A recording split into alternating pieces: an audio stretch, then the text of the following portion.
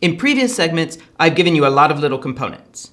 Let me put them all back together in a big picture. We have a theorist named John Rawls, right? And he looked at modern free societies and he came to this conclusion. Under conditions of freedom, we cannot expect people to converge consistently on one comprehensive doctrine. We have to accept that under conditions of freedom, society will be characterized by a number of different and possibly conflicting comprehensive doctrines. We cannot expect everyone to converge on one, especially across generations. At the same time, he doesn't want politics to be make it up as you go along. And he doesn't want it to be one side dominating over the other.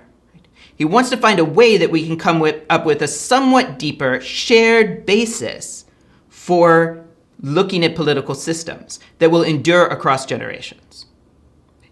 Now, specifically, he wants it to be able to be the subject of an overlapping consensus. That is, he doesn't want just a random set of rules. He wants us to be able to accept a unified conception of justice as a basis for figuring out whether or not our current arrangements are just.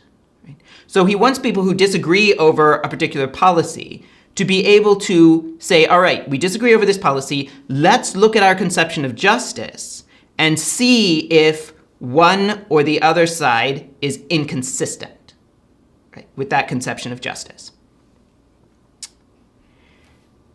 Right, so that is the overall picture.